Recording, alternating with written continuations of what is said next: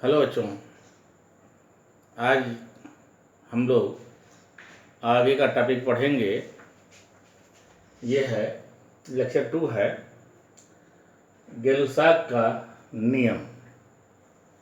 गेलुसाक ने जो है 1860 ईस्वी में एक नियम दिया था। जब गैसें परस्पर रासायनिक अभिक्रिया करती हैं तो समान ताप तथा दाब पर उनके अभिकारी आयतनों में तथा अभिक्रिया में बने गैसीय पदार्थ के आयतनों में सरल पूर्णांक अनुपात होता है। समान ताप पर जब गैसें आपस में अभिक्रिया करती हैं तो जो अभिकारक और उत्पाद बनता है उसमें जो अनुपात होता है वह सरल पूर्णांक अनुपात होता है। ये मोस्ट इंपॉर्टेंट बात है यहीं पे। जैसे H2 एक अणु है, एक अणु क्लोरीन का भी एक अणु है और ये दो अणु जो है HCl बनाता है। इसलिए इसमें जो अनुपात है अभिकारक और उत्पाद में एक संबंध दो जो सरल पूर्णांक अनुपात है। ये बात ध्यान देने की है, मोस्ट इंपॉर्टेंट बात है। बर्जीलियस ने 1811 ईस्वी में एक परिभाषा दी। समान ताप और दाब पर गैसों के समान आयतनों में परमाणुओं की संख्या समान होती है, परंतु यह नियम गेलुसाक के नियम की व्याख्या करने में असफल रहा है। इस कारण इसे रद्द कर दिया गया था। कारण है जिसे हाइड्रोजन एक परमाणु हाइड्रोजन का एक परमाणु यानी H2 + Cl2 2HCl, तो एक परमाणु जो है एक परमाणु Cl2 का तो 2HCl परमाणु इसका बना है। तो इसलिए एक यौगिक बनाने में आधा परमाणु H2 का और आधा परमाणु Cl2 का यूज होगा तो एक जो है यौगिक बनेगा। ये जो है भिन्न हो गया और यहाँ सरल पूर्णांक अनुपात होता है, इसलिए व्याख्या नहीं कर पाया है, इसलिए इसको खारिज कर दिया गया। इसके एक साल बाद एवोगाड्रो का नियम आया। एवोगाड्रो का नियम यही है, समान ताप तथा दाब पर गैसों के समान आयतनों में अणुओं की संख्या समान होती है। इस नियम से गेलुसाक के नियम की सही व्याख्या की जा सकती है। वही व्याख्या है, एक अणु इसका एक अणु इसका मिलकर दो अणु बना दिए जो सरल अनुपात है। यही व्याख्या है इसका। अणु तथा अणुभार। अणु क्या है? पदार्थ का वह सूक्ष्मतम कण जो स्वतंत्र अवस्था में रह सकता है, रासायनिक अभिक्रिया में भाग नहीं लेता है, अणु कहलाता है। ये आप जानते हैं।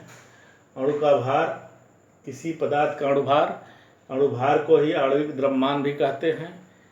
किसी पदार्थ का अणुभार वह संख्या है जो यह प्रदर्शित करती है कि उस पदार्थ का एक अणु कार्बन 12 समस्थानिक के एक परमाणु द्रव्यमान के 1/12 भाग से कितने गुना भारी है। यानी कार्बन 12 के 1/12 से किसी पदार्थ का औसत भार कितना भारी है, वही जो है पदार्थ का अणुभार कहलाता है। पदार्थ का अणुभार बराबर पदार्थ के एक अणु का द्रव्यमान, वास्तविक द्रव्यमान जो होता है, बटे में कार्बन 12 के एक परमाणु गुणे 1/12, 1/12 गुणे कार्बन 12 के एक परमाणु का द्रव्यमान। यही पिछले लेक्चर में परमाणु भार का भी यही इसी तरह का परिभाषा दिया गया था। ग्राम अणुभार क्या है? ग्राम यानी जब परमाणु अणुभार ग्राम में व्यक्त किया जाए तो उसे ग्राम अणुभार कहते हैं।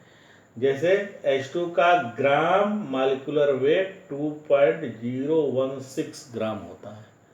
हाइड्रोजन का ग्राम अणुभार, ग्राम मॉलिक्यूलर वेट 2.016 यानी एक परमाणु को 1.008 था, उसी का दूना कर दिया गया है। ग्राम अणु, किसी पदार्थ का 1 ग्राम अणु उस पदार्थ के ग्राम अणुभार जितनी मात्रा को प्रदर्शित करता है। 1 ग्राम अणु उसके अणुभार कहते हैं। जैसे H2 का 1 ग्राम अणु, यहाँ O2 का ऑक्सीजन का 1 ग्राम अणु, 1 ग्राम अणु कितने ग्राम के तुल्य होगा? ये 32 ग्राम का होगा। O2 2 × 16 = 32। H2SO4 का, H2SO4 का अणुभार, H2SO4 का अणुभार निकाल लीजिए। अणुभार हो जाएगा 2 गुणे 1 H2, यश का 32 होता है प्लस 16 गुणे 4, ये हो जाएगा 98 ग्राम। 98 ग्राम सल्फ्यूरिक अम्ल को कहते हैं H2SO4 का 1 ग्राम अणु। तो पदार्थ के ग्राम अणुओं की संख्या को हम लिखते हैं पदार्थ का द्रव्यमान ग्राम में, पदार्थ का अणु भार। जैसे हम कह देंगे, जैसे HCl हम लेते हैं, जैसे HCl हम ले लेते हैं, HCl का हम लेते हैं, HCl का 1 ग्राम अणु, 1 ग्राम अणु का द्रव्यमान बताइए। तो ये ग्राम अणु का द्रव्यमान हो जाएगा, HCl का हो जाएगा 1 धन 35.45, ये हो जाएगा 36.45 ग्राम। इसको कहते हैं 1 ग्राम अणु, यही है 1 ग्राम अणु, यानी कि पदार्थ के ग्राम अणुओं की संख्या, एक अणु का द्रव्यमान जो होगा 36.45 होगा HCl के। ये बात समझ में। इसी पर हम लोग कुछ प्रश्न हल करते हैं। आइए प्रश्न हल करते हैं। आइए इस सूत्र पर जो है 1-2 सवाल हम लोग हल करते हैं। जिसे पदार्थ के ग्राम अणुओं की संख्या के लिए सूत्र है पदार्थ का द्रव्यमान ग्राम में बटे पदार्थ का अणु भार। इसको संख्या है यानी n बराबर यानी कि पदार्थ का द्रव्यमान यानी W/m, ये सूत्र हम लिख देते हैं। इसी सूत्र का हम प्रयोग करेंगे। n ग्राम अणु संख्या हो जाएगा और W पदार्थ का द्रव्यमान ग्राम में बटे अणुभार, इसी का हम प्रयोग करने जा रहे हैं। तो हम क्वेश्चन नंबर 1 जैसे 4.4 ग्राम CO2 में अणुओं की संख्या ज्ञात करिए। तो क्वेश्चन नंबर 1 इसका जवाब। तो पहला काम इसके लिए करते हैं हम अब इसमें देखिए पदार्थ का द्रव्यमान ग्राम में, तो ये दिया है, लिख लेंगे प्रश्न का, पदार्थ का द्रव्यमान ग्राम में कितना दिया है, तो ये है यानी कि इस पदार्थ यहाँ पर CO2 है, CO2 का द्रव्यमान यह है 4.4 दिया है और CO2 का हम यहाँ पर अणुभार निकालेंगे। तो CO2 का अणुभार निकाल कर बताइए कितना होगा। CO2 का अणुभार कितना होगा बताइए भाई, ये बातें हो चुकी है। तो CO2 C12 O2 यानी 2 गुणे 16, तो ये होना है 16 दूनी 32 12 44 हुआ। ठीक, कैसे ऑक्सीजन का परमाणु भार 16 होता है और कार्बन का 12 होता है, तो 12 एक कार्बन है तो 12 धन O2 2O है, ऑक्सीजन 2 और 2 × 16 44। इसलिए तो CO2 के 4.4 ग्राम CO2 के अणुओं की संख्या हो जाएगी, ये निकाल लीजिए 4.4 अपान में 44, तो ये हो जाएगा, भाग देंगे तो ये हो जाएगा, ये 44 गुणे बटे में 10 का गुणा ऊपर कर देते हैं और 10 का गुणा नीचे कर देते हैं। 44 बटे में 44 गुणे 10, ये कट गया, तो ये हो जाए 1/10 बराबर 0.1 अणु, ग्राम अणु। इस तरह हम जो है हम CO2 का निकालेंगे। इसी तरह हम अन्य का निकालेंगे। कुछ अपने से करिए, देखिए 36 ग्राम H2O, तो 36 ग्राम H2O जल में अणुओं की संख्या हो जाएगी, अणुओं की संख्या। बहुत से छात्र इसका उत्तर जान गए होंगे और उत्तर दिमाग में आ गया होगा। तो कितना आएगा देखें, 36 है, तो W 36 बटे H2O का अणुभार। तो H2O का अणुभार कितना होता है याद भी कर लीजिए। बहुत से लड़के, बहुत से छात्र H2O का अणुभार एक दिन हम पूछ रहे थे, तो कोई 8 बता रहा था, कोई 10 बता रहा था। इसका अणुभार है देखिए 2 × 1 धन 16 इक्वल टू 18। 36 बटे 18 बराबर 2 ग्राम अणु। उत्तर आ गया 2 ग्राम अणु, यानी 36 ग्राम H2O में 2 मोल होंगे या 2 ग्राम अणु होगा। इसी तरह H2SO4 का अणुभार कितना है, तो 0.98 ग्राम 0.098 ग्राम H2SO4 में अणुओं की संख्या हो जाएगी। अणुओं की संख्या देखिए, पहली बात मैक्सिमम लड़के हल कर ले रहे हैं, कुछ लोग को ये बात समझ में नहीं आ रही है, तो हम हर बार यही सूत्र लगेगा W/m। ग्राम अणु संख्या जब भी पूछा जाएगा तो पहले द्रव्यमान ग्राम में बटे अणुभार, पदार्थ का अणुभार। तो यहाँ पर ये देखिए W का मान दिया है W/m। W का मान ये है 0.098 बटे में अभी H2SO4 का हम लोग अणुभार पीछे पढ़े हैं, तो H2SO4 का नहीं जानते हैं तो देख लीजिए। H2SO4 का अणुभार निकाल लीजिए, चलिए निकाल कर बताइए कितना आएगा H2SO4 का अणुभार।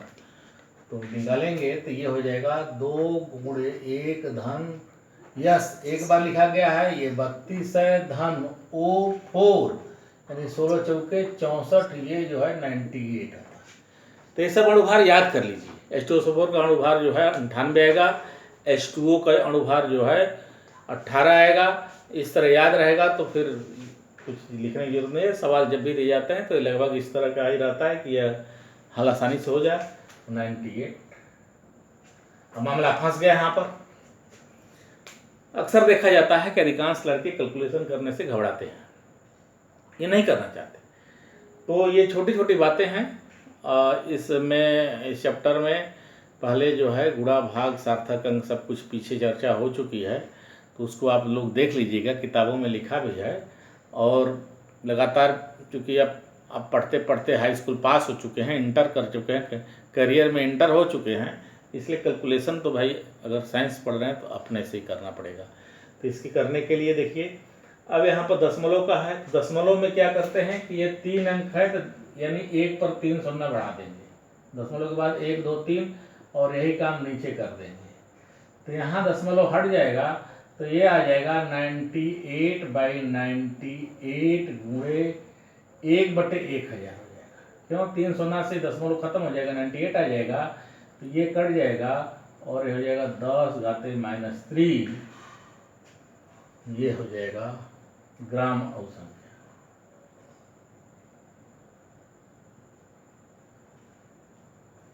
इस तरह हम जो है इन प्रश्नों को हल कर लिए। अब देखिए इसी क्वेश्चन को हम हल करेंगे। ये सूत्र हम लिख दे रहे हैं। ये 2 ग्राम परमाणु क्लोरीन का द्रव्यमान जानते थे। 2 ग्राम परमाणु क्लोरीन, तो इसका उत्तर होगा 1 ग्राम परमाणु क्लोरीन का होता है 35.45, इसलिए 2 ग्राम, तो 2 हो जाएगा 2 गुणे 35.45 यानी 35 दूनी 70 दशमलव 45 दूनी 90 ग्राम, यानी यही वाला सूत्र लग जाएगा यहाँ पर भी। 2 ग्राम अणु, तो यानी तो यहाँ 2 ग्राम अणु 2n बराबर, सूत्र वहां भी होता है n बराबर W/m, तो n का मान 2 ग्राम अणु है। बराबर W निकालना है। यम अणु दिया है, अणु क्लोरीन Cl2, तो Cl2 का होगा 35 दूनी 70.90, तो W बराबर हो जाएगा 2 गुणे 70.90 यानी 20029 दूना 18 8 7 दूनी 14 इतना ग्राम हो जाएगा। इसी तरह 10.50 ग्राम अणु अमोनिया। अमोनिया का अब यहाँ पर देखिए समस्या फंस रही है कहाँ, समस्या फंसती कहाँ है कि यदि तुम्हें परमाणु भार याद है तो परमाणु भार ज्ञात कर लेंगे। तो इतना काम जरूर करिए कि सारे तत्वों का नाम, सिंबल, लिखने का तरीका कैसे लिखते हैं। अगर रसायन विज्ञान पढ़ना चाहते हैं, जानकारी लेना चाहते हैं तो आपको हमारी बात माननी पड़ेगी। अक्सर देखा जाता है कि बहुत से छात्र पढ़ने में बहुत अच्छे होते हैं लेकिन वह रसायन विज्ञान को गंभीरता से नहीं लेते हैं, जिससे वह सिंबल भी नहीं लिख पाते। पूछा जाता है कि भाई पारा का सिंबल बताइए, तो सिंबल बहुत से छात्र नहीं बता पाते हैं। और क्योंकि इंटर में आप प्रवेश कर लिए हैं तो सिंबल जरूर है। अब अमोनिया का सूत्र क्या होगा, अब हमारे वीडियो देखते हुए भी बहुत से लोग अब चकरा जाते होंगे कि अमोनिया का सूत्र क्या है भाई। तो अमोनिया का सूत्र जो है आप जान लीजिए, अमोनिया का सूत्र होता है NH3। अब NH3 का अणु भार अब निकाल लीजिए, अणु भार कितना होगा।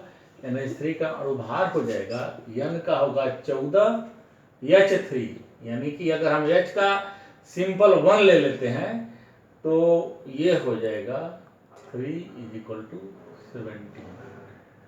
17 होगा। अब सूत्र N बराबर W/m, ये सूत्र है। अब इस सूत्र के लिए N का मान ये 10.50 ग्राम अणु है, तो यहाँ हो जाएगा 10.50 बराबर W/17, तो W बराबर हो जाएगा 10.5 गुणे 17, 17 का गुणा कर लीजिए तो 17 × 5 = 85 और 17 × 17 सीधा 10 का गुणा करेंगे 170 आएगा। 10 का आधा 17 का आधा कर देंगे तो 8.5, तो 78.5 178 ग्राम ये है।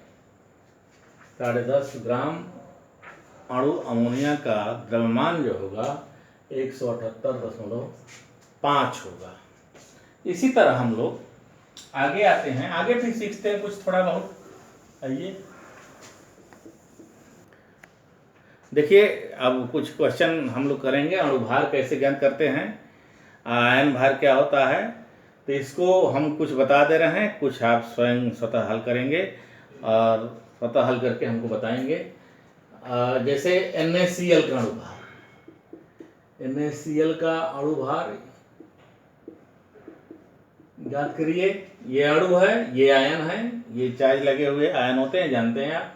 ये अणु अणु अणु अणु अणु और ये फार्मिक अम्ल का सूत्र आपको पता करना है, लिखना है। इसका भी अणु भार ज्ञात करना है, तो इसका हम सूत्र नहीं लिख रहे हैं, ये थोड़ा सा आपके दिमाग पर जोर है। एक क्वेश्चन और ले लेते हैं, मेथेन। एक क्वेश्चन और ले लेते हैं, एथिलीन। और एक क्वेश्चन जो है एसिटिलीन। ये सब अपने से सूत्र लिखना है और सूत्र का भार लिखना है। ये सीख जाएंगे तो हम लोग आगे। NaCl का अणु भार कुछ करना नहीं है। Na का होता है 23 और Cl का भी अभी हुआ है 35.4, तो ये हो जाएगा 58.45 ग्राम। इसका अणुभार या सूत्रभार यही है। इसी तरह सल्फेट आयन का है, ये सल्फेट आयन लिखा गया है, इसका नाम भी लिख देते हैं सल्फेट आयन। ये है कार्बोनेट आयन, कार्बोनेट आयन। इसका है नाइट्रेट आयन। ये सूत्र है, ये सोडियम क्लोराइड है, पोटेशियम क्लोराइड है, सोडियम कार्बोनेट है, नाइट्रिक अम्ल है, हाइड्रोक्लोरिक अम्ल है, एसिटिक अम्ल है, फार्मिक अम्ल, मेथेन, एथिलीन, एसिटिलीन का नाम अपने से लिखना है, याद करना है। ये सब याद कर लेंगे तो आपके लिए बहुत अच्छा रहेगा। बहुत ही आसान है रसायन विज्ञान। अब इसलिए कुछ इसका नाम जो है, अगर पूछेगा कि भाई सल्फेट का सूत्र बताइए, सल्फेट की सूचकता बताइए, सल्फेट का चार्ज बताइए, तो सल्फेट होता है SO4 माइनस में। प्रैक्टिकल में भी आपके हैं सल्फेट का टेस्ट है। कार्बोनेट का टेस्ट वाइवा होता है, लड़का कार्बोनेट का टेस्ट नहीं लिख पाता है, तो कार्बोनेट का ये पहले कार्बोनेट आयन का पहले फार्मूला जान लीजिए, फिर उसका टेस्ट भी जान लेंगे, उसका अणुभार जान लीजिए, आयन भार जान लीजिए। नाइट्रेट आयन है, पोटेशियम क्लोराइड है, सोडियम कार्बोनेट है, नाइट्रिक अम्ल है, हाइड्रोक्लोरिक अम्ल है। तो इसका आप अपने से करेंगे। एक हम और बता देते हैं, तो SO4 माइनस का आयन भार हो जाएगा, आयन भार ये हो जाएगा, यस का होगा 32 प्लस O4, तो 4 × 16 बराबर 32 प्लस 16 चौके 64 बराबर 96। अगर ग्राम में व्यक्त किया है तो ग्राम आयन भार हो जाएगा, तो 96 ग्राम। इस तरह शेष आप अपने से करेंगे और करके जो है हमारे कमेंट बॉक्स में इसका उत्तर लिखेंगे। इससे मैं जानूंगा कि आप जो है वीडियो देखकर हल कर रहे हैं।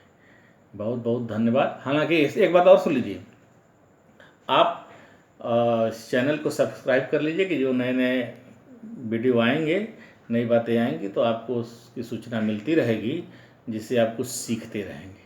धन्यवाद।